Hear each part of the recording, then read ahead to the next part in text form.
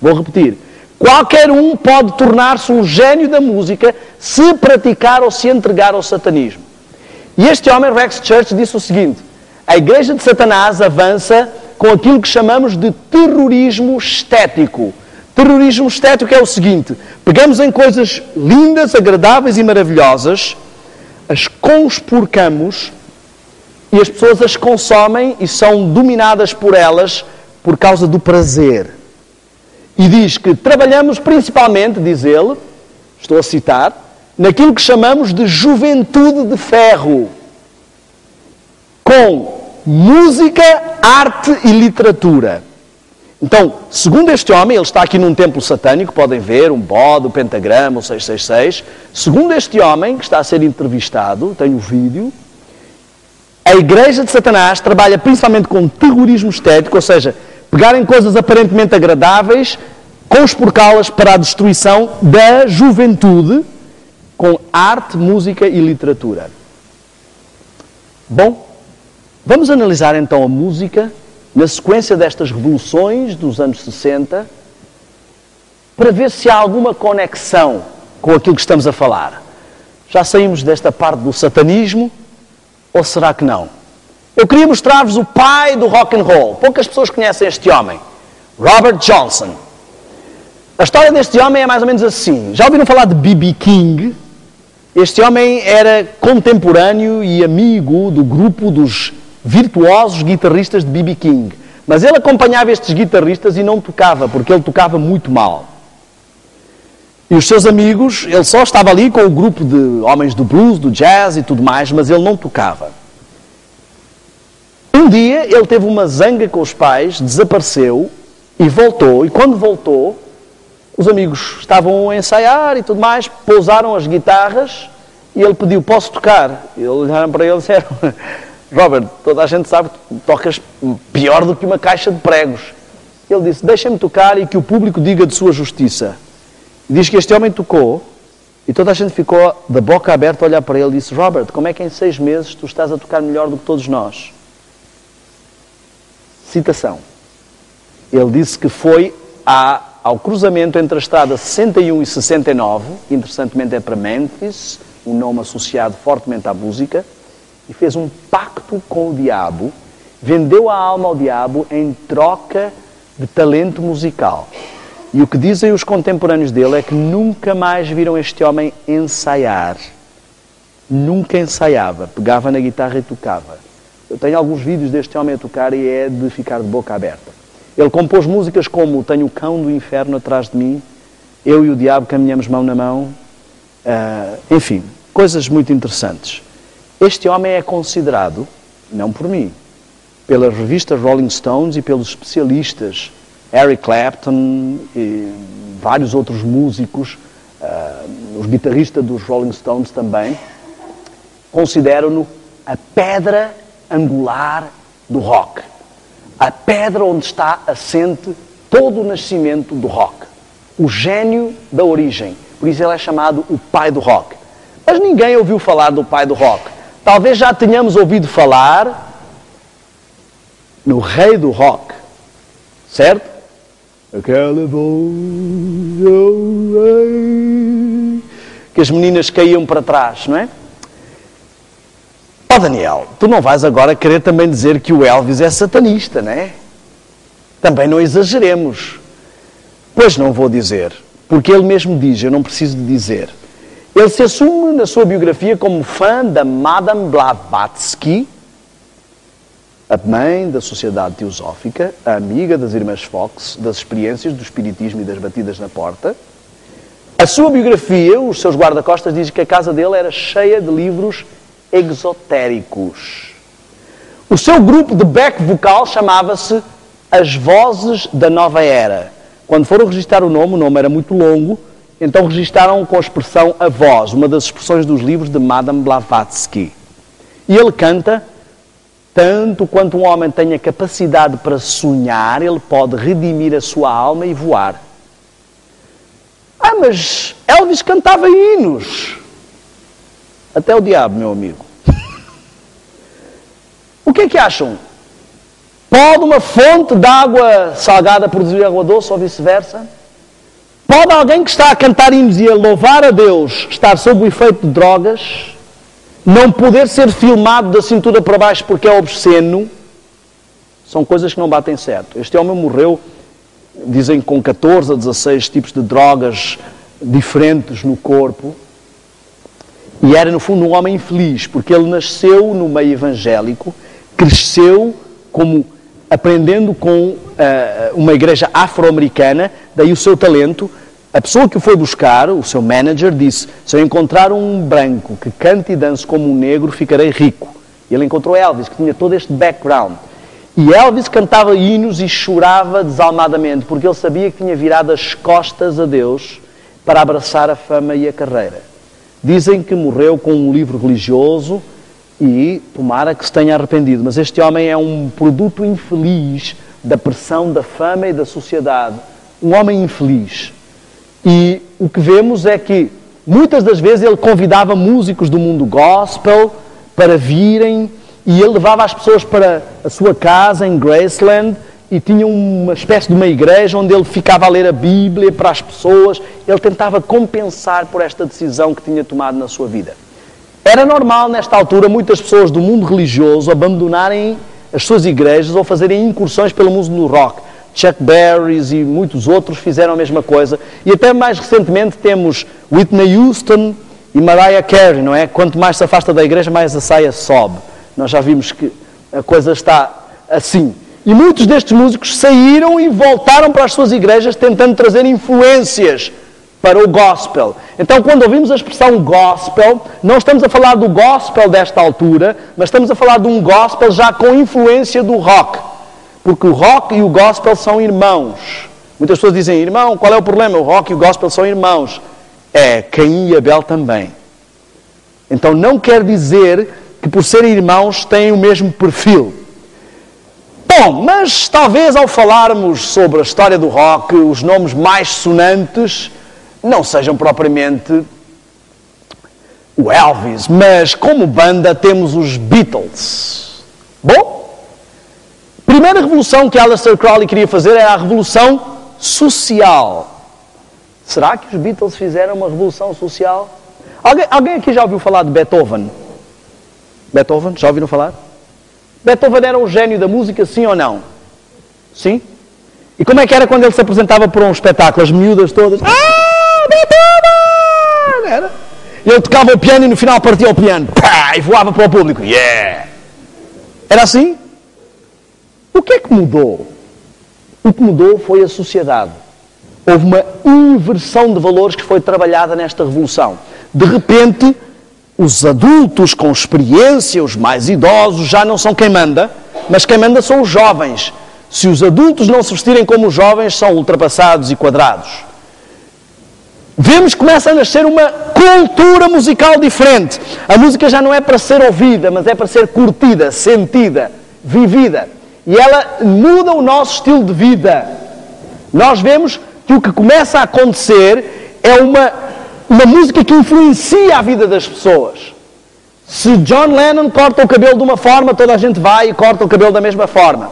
Se Paul McCartney compra um casaco de um jeito, toda a gente vai e compra um casaco igual. E se nós começarmos a ver, começa a aparecer uma cultura musical diferente. O que é que nós temos? Expressões de religião passam a estar ligadas à música. Temos ídolos, fãs. Isto são palavras do mundo religioso. E se virmos, há um fenómeno religioso que está a acontecer. Existem mega templos onde as pessoas vão para momentos de louvor extático, êxtase no seu louvor. Elas têm os seus deuses, que são os seus ídolos. Muitas pessoas, eu lembro, por exemplo, quando estava no Brasil, houve um concerto, um show dos U2. Bono chegou, chega de helicóptero, pousa e vai-se embora. E algumas pessoas, o bilhete custava R$200, o salário mínimo são 400, agora, na altura eram 300 e tal, R$400. E no mercado negro o bilhete chegou a custar 1.500 a 2.000. Pessoas passam fome para irem assistir a esta gente. Mas criticam quem dá o dízimo, quem devolve o dízimo, porque isso é fanatismo. Elas fazem tudo pelos seus ídolos. E às vezes esses ídolos vivem no luxo, não é? Nós vemos que a música que surgiu nesta fase não serve apenas como mais uma música.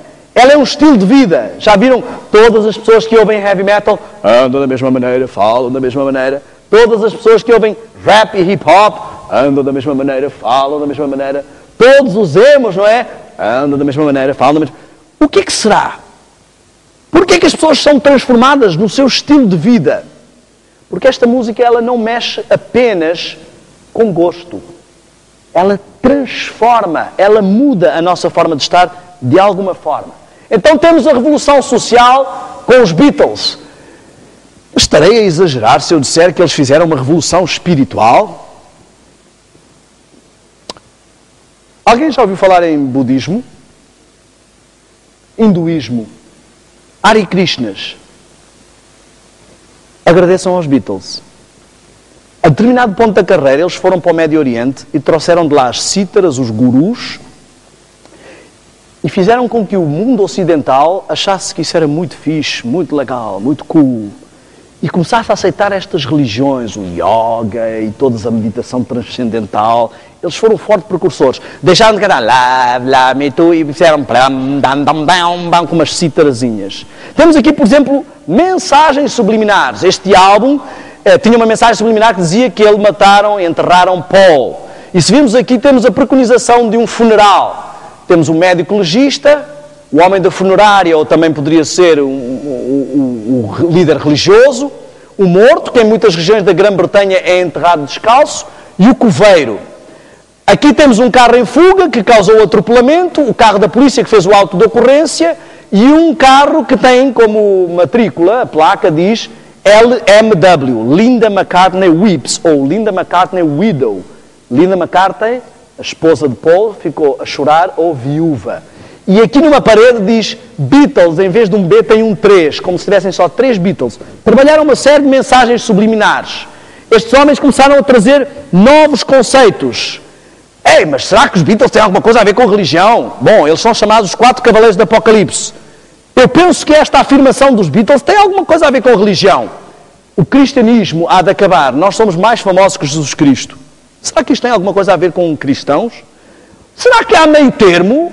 Ou quem não é por mim é contra mim? Nós temos que pensar, acima de tudo, onde é que estamos a investir o nosso dinheiro. Reparem, ontem falámos sobre cinema e as pessoas questionam, tal, exagero. Exagero? Uma indústria, por exemplo, o filme Missão Impossível, na sua segunda ou terceira semana, já tinha arrecadado 100 milhões de dólares. Eu vou dizer o que é que dá para fazer com 100 milhões de dólares. Acho que vocês sabem. Mas em termos de evangelismo, uma televisão que evangeliza o Brasil todo custa $1 milhão. Com 100 milhões de dólares, eu evangelizo 100 vezes o Brasil. Vejam o dinheiro que essa rede arrecadou em 3 semanas. Se nós pararmos para pensar, muitos de nós, se compararmos o dinheiro que damos para a obra em ofertas com o dinheiro que gastamos para alugar filmes, para comprar músicas, iremos descobrir que não estamos por Cristo, mas contra Cristo. É isto que precisamos pensar. O que é que esta gente está a fazer com o dinheiro? Em que é que o meu vizinho vai acreditar? Se num 1 euro, 2 euros ou 3 euros que eu trago para a oferta com os trocos das moedas, ou se os 20, 30, 40, 50 euros que eu gasto para propagar a mentira e o erro. Isto é uma indústria. E aqui na indústria da música temos a mesma coisa. Não são coisas simples. Estas pessoas estão a posicionar-se. O rock escolheu como seu slogan sexo, drogas e rock and roll. O que é que isto tem a ver com o cristianismo? Estes indivíduos envolveram-se no movimento Flower Power. Fizeram a música de campanha de Timothy Leary, o homem que liderou o movimento Flower Power. Participaram do livro Chant and Be Happy, com líderes gurus do yoga, do hinduísmo, do shintoísmo, de todas essas coisas. Bom, de que lado estamos afinal? Mas, revolução espiritual talvez, Daniel, mas dizer agora que eles fizeram uma revolução satanista, aí agora estás a exagerar. Eu não, mas eles sim, estão a exagerar. Este é o álbum principal da carreira dos Beatles, Sgt. Pepper's Lonely Hearts Club Band, o Clube do Sargento Pimenta e dos Corações Solitários. Perguntaram qual foi o objetivo desta capa. Eles disseram: colocamos na capa do álbum os nossos ídolos, as pessoas de quem somos fãs. Para já os Beatles, quem se lembra disso, eram considerados inimigos dos Rolling Stones. E aqui há uma estratégia bem forte que eu queria que entendêssemos, muito importante para os dias de hoje. O pacto para ter fama assumido publicamente e o pacto para ter fama não assumido publicamente. Todas as bandas que fazem pacto assumido público permanecem. As bandas que fazem pacto secreto desaparecem ou morrem. Interessantemente, se repararmos, bandas da altura que assumiram pacto aberto, Rolling Stones, AC/DC, Kiss, são os dinossauros da música de hoje e continuam a tocar.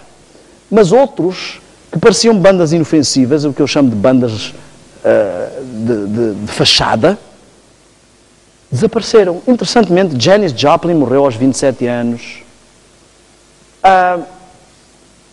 Jim Morrison morreu aos 27 anos. Jimi Hendrix morreu aos 27 anos. Kurt Cobain morreu aos 27 anos. Bem, deve haver alguma coisa nas guitarras que aos 27 anos levamos um choque e caímos para trás. Ou será que estes homens morrem entre os 27 e os 33, que são datas-chave de simbolismo do ministério de Cristo invertido no satanismo, e os seus pactos são quebrados e as suas bandas desaparecem, servem de fachada para nos aproximar de outros caminhos e depois desaparecem. Querem ver um exemplo? Madonna, anos 80, muito sucesso, pacto não assumido, pelo menos não se sabia de nada de pacto. A carreira começa a entrar em declínio, de repente volta em força, está com 50 e não sei quantos anos, toda enxuta a andar para a frente e para trás. Pacto assumido. 2005, eleita a maior promotora do satanismo a nível mundial. Nós não estamos aqui com brincadeiras. Eu vou falar depois sobre a banda que preconiza a unidade entre as bandas fachada, light, e as bandas pesadas. São os U2.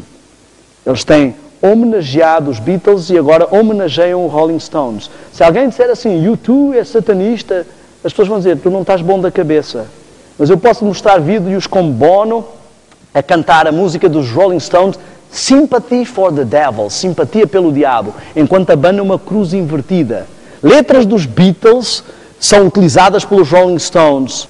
Quando ele diz assim, ainda que eu andasse pelo vale da sombra da morte, não temeria mais mal algum.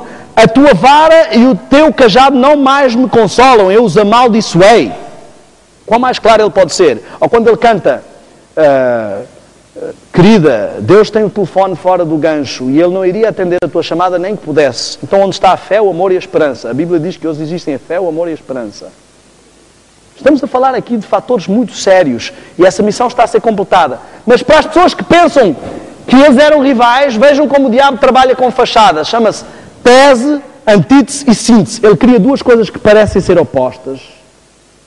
Ele diz assim, tenho aqui, tu é que escolhes, queres casar com uma ruiva ou com uma morena? E tu todo contente pensas, vou escolher esta. Mas ele não te apresentou a loira. E estás contente a pensar que escolhes. Reparem aqui, este boneco diz aqui, Welcome the Rolling Stones. Ei, eles não eram inimigos? Bem-vindos os Rolling Stones, diz, all good boys, todos bons rapazes. Na capa do álbum, os requisitos de Sua Majestade Satânica, se juntarem os dois álbuns, eles se completam. Um completa o outro. Os dois têm fantasias e coisas assim.